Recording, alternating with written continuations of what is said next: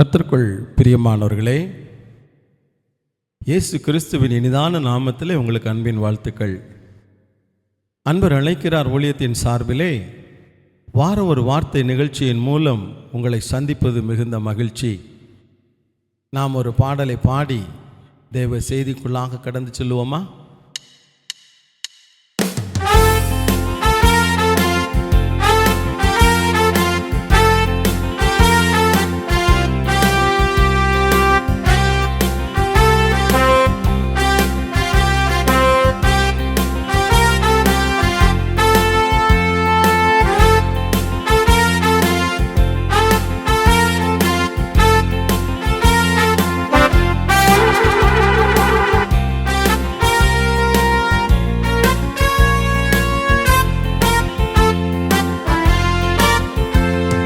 சர்வ வல்லவர் என் சொந்தமானா, சாவை வென்றவர் என் ஜீவனானா. சர்வ வல்லவர் என் எஜமானன், சாவை வென்றவர் என் மணவாளன். ஆஹா, இது அதிசயம்தானே, ஓஹோ இது உண்மைதானே. ஆஹா, இது அதிசயம்தானே, ஓஹோ இது உண்மைதானே. சர்வ வல்லவர் என் சொந்தமானா, சாவை வென்றவர் என் ஜீவனானா. சர்வ வல்லவர் என் எஜமானன், சாவை வென்றவர் என் மணவாளன்.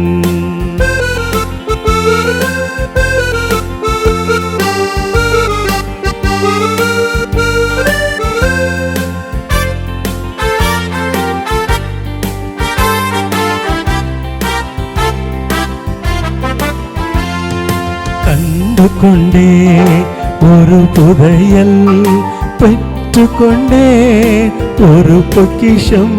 நான் கண்டு கொண்டே ஒரு புதையல், பெற்று கொண்டே ஒரு பொக்கிஷம்.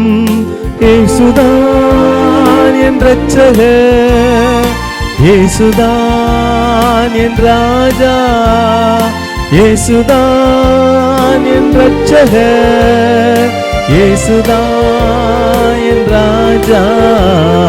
சர்வ வல்லவர் என் சொந்தமானா, சாவை வென்றவர் என் ஜீவனானா. சர்வ வல்லவர் என் எஜமானன், சாவை வென்றவர் என் மணவாளன்.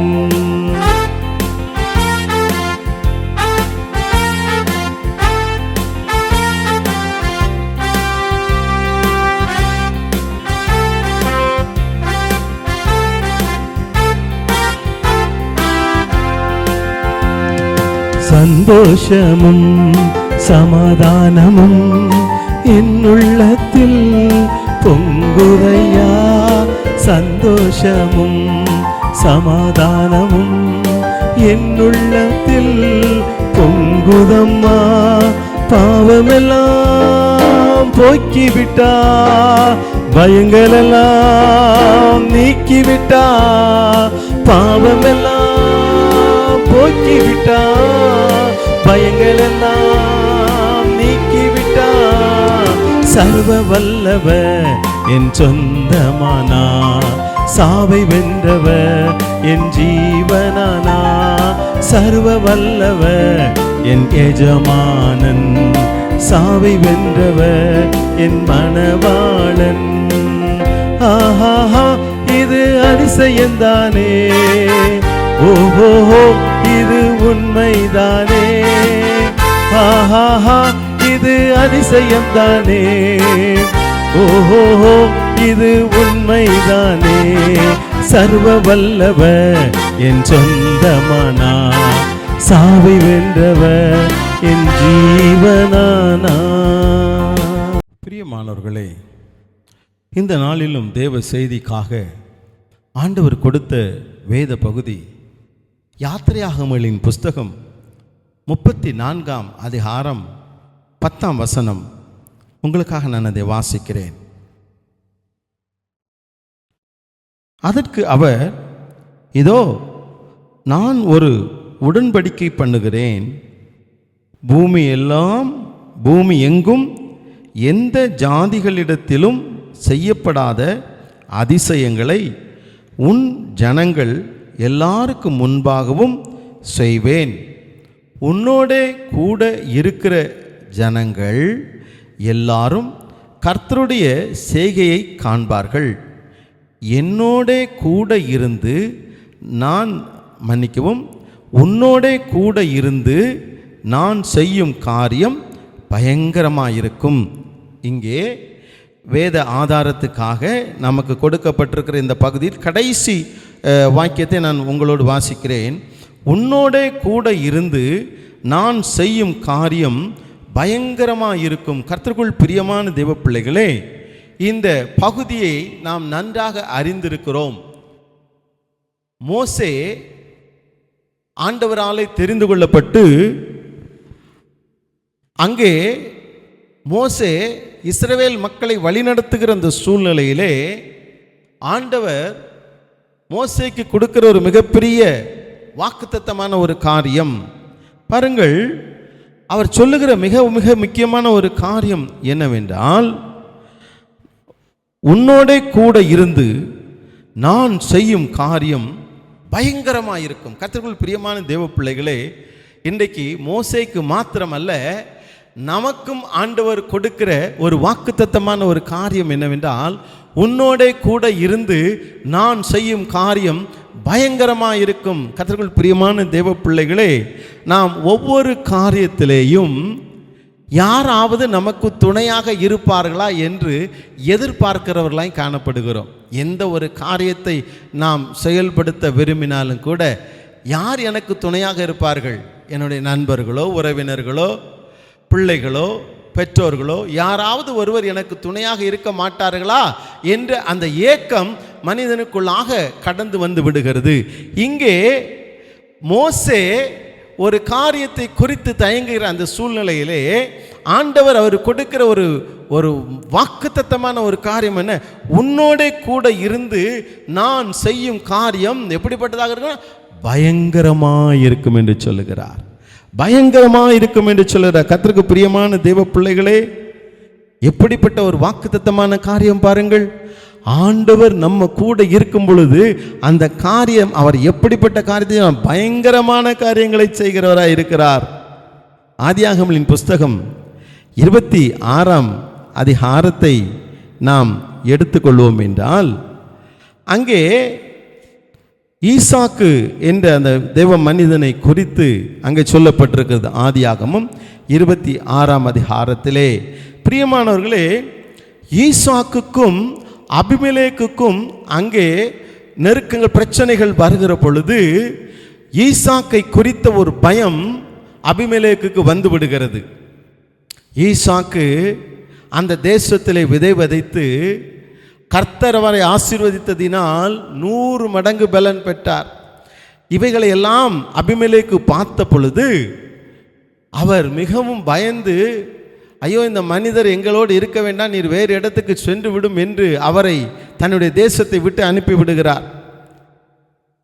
ஈசாக்கும் சரி அந்த இடத்திலிருந்து வெளியேறி வேறு இடத்துக்கு வருகிறார். அப்படி வருகிற பொழுது அவர்கள் தங்கி இருக்கிற இடத்திலே அவர்களுக்கு தண்ணீர் தேவைப்படுகிறது. தண்ணீர் தேவைக்காக துறவுகளை தோண்டுகிறார்கள். அங்கே துறவுகளை தோண்டி தண்ணீரை கண்ட பொழுதோ முதலாவது ஒரு துறவை தோண்டுகிறார். 26ஆம் அதிகாரம், ஆதியாகமம் 26ஆம் 19 வசனத்தில் நாம் பார்க்க முடியும்.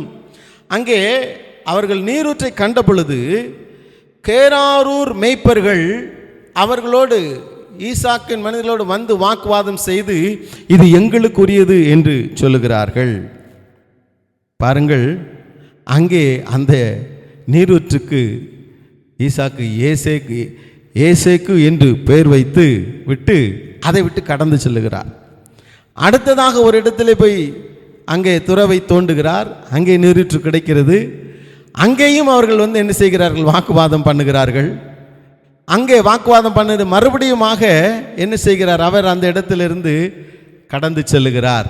அந்த இடத்துக்கு ரெகோபோத் என்று பெயரிட்டார். அவர் செல்லுகிற இடத்திலே இப்படிப்பட்ட நன்மைகள் கிடைக்கும் பொழுது பெயர்களை இட்டு மறுபடியுமாக 3வது இடத்துக்கு கடந்து செல்லுகிறார். 3வது இடத்துக்கு கடந்து செல்லும் பொழுதும் கூட அங்கேயும் அவர் துறவை தோண்டின பொழுது அங்கே என்ன பாருங்க, 26ஆம் வசனம், ஆதியாகமம் 26, 24ஆம் வசனத்தை பார்க்கும் பொழுது, நான் உன்னோடே கூட இருக்கிறேன் என்று அங்கே இங்கேயும் ஆண்டவர் அவருக்கு ஒரு வாக்குத்தத்தமான காரியத்தை கொடுக்கிறார். வாசிப்போமா? அன்று ராத்திரியிலே கர்த்தர் அவனுக்கு தரிசனமாகி, நான் உன் தகப்பனாகி ஆபிரகாமுடைய தேவன், பயப்படாதே, நான் உன்னோட கூட இருந்து என் ஊழியக்காரனாகி ஆபிரகாம் நிமித்தம் உன்னை ஆசீர்வதித்து உன் சந்ததியை பெருக பண்ணுவேன் என்றார். உன்னோட கூட இருக்கும் பொழுது அற்புதமான காரியங்கள், வல்லமையான காரியங்கள், பெரிய காரியங்கள். இங்கே 3வது இடத்திலும் துறவை தோண்ட பொழுது அங்கேயும் அவர் தண்ணீரை கண்டார். அதன் பின்பதாக பாருங்கள், கடைசியாக நாம் பார்க்கும் பொழுது 28ஆம் வசனத்திலே அபிமெலேக்கு மறுபடியுமாக அவரிடத்திலே வந்து சொல்லுகிறார், ஆண்டவர், நிச்சயமாய் கர்த்தர் உம்மோட கூட இருக்கிறார் என்று கண்டோம் என்று சொல்லுகிறார். கர்த்தருக்குள் பிரியமானவர்களே, ஒருவேளை இன்றைக்கு உலக பிரகாரமாக நம்மை அநேகர் பல சூழ்நிலைகளிலே துரத்தி கொண்டே இருக்கலாம். நம்முடைய ஆசீர்வாதத்தை அவர்கள் எடுத்துக்கொண்டு நம்மை ஆசீர்வாதம் இல்லாதபடிக்கு துரத்தி கொண்டே இருக்கலாம். ஆனால் நாளொன்று உண்டு, சூழ்நிலை ஒன்று உண்டு. அவர் எப்படிப்பட்ட தேவன் நமக்கு அவர் உடன்படிக்கை செய்திருக்கிறார். அவர் நம்மோடு கூட இருக்கும் பொழுது பெரிய காரியங்களை செய்வார். அவர் சொல்லுகிறார், நான் உன்னோடு, கர்த்தர் உம்மோடு இருக்கிறார் என்பதை நாங்கள் கண்டோம் என்று ஈசாக்குடைய எதிராளிகள் சொல்லத்தக்கதாக கர்த்தர் ஈசாக்கோட இருந்ததை எதிராளிகள் கண்டார்கள். கர்த்தருக்குள் பிரியமானவர்களே, இன்றைக்கு கர்த்தர் உங்களோடு இருக்கிறதை உங்கள் எதிராளிகள் காண்பார்கள். பயப்படாதிருங்கள். கண்களை மூடி ஆண்டவரை நோக்கி பார்ப்போமா? ஆண்டவரே, நீர் என்னோடு இருப்பதற்காக நன்றி என்று சொல்லுவோம். ஹல்லேலூயா. நல்ல தகப்பனே, நன்றியோடு உம்மை ஸ்தோத்தரிக்கிறோம், துதிக்கிறோம். ஈசாக்கோடு இருந்த ஆண்டவர் எங்களோடும் இருக்கிறபடினாலே நன்றி செலுத்துகிறோம். நீங்க எங்களுக்கு சொன்னீங்கப்பா, நான் உன்னோடு கூட இருந்து பயங்கரமான காரியங்களை செய்வேன் என்று சொன்னேன். அது மாத்திரமல்ல, நாங்கள் நீர் எங்களோடு கூட இருக்கிறதை எங்கள் எதிராளிகள் அறிந்து கொள்ளும் வண்ணமாக ஆண்டவரே, அவர்களையும் நீர் ஆண்டவரே பயமுறுத்தி வைத்தீர். அன்றைக்கு இஸ்ரவேல் மக்கள் வனாந்தரத்தில் நடந்து வந்து கொண்டிருந்த பொழுது ஆண்டவரே, பகலிலே மேக ஸ்தம்பத்தையும் இரவிலே அக்னி ஸ்தம்பத்தையும் நீர் நிறுத்தி இருந்தீர். அந்த அக்னி ஸ்தம்பம் இஸ்ரவேலர்களுக்கு வெளிச்சத்தையும் எகிப்தியர்களுக்கு பயத்தையும் கொடுத்ததப்பா. இன்றைக்கும் எங்கள் வாழ்விலே நீர் எங்களுக்கு தருகிற ஆசீர்வாதம் எங்கள் எதிராளிகளுக்கு பயத்தை கொடுக்கிறதுக்காக உமக்கு ஸ்தோத்திரம். எங்களை நடத்தும், உமக்கென்று எங்களை தொடர்ந்து அர்ப்பணிக்க பலன் தார். எங்களோடு கூட இரும், வழி நடத்தும். இயேசு கிறிஸ்துவின் இனிய நாமத்தில் ஜெபிக்கிறோம் ஜீவனுள்ள நல்ல தகப்பனே, ஆமென். பிரியமானவர்களே, கர்த்தர் உங்களோடு கூட இருக்கிறார். பயப்படாதிருங்கள். மற்றவர்களும் தைரியமாக இருக்கும்படி இந்த காணொளியை பகிர்ந்தளியுங்கள். கர்த்தர் தாமே நம்மை ஆசீர்வதிப்பாராக. ஆமென்.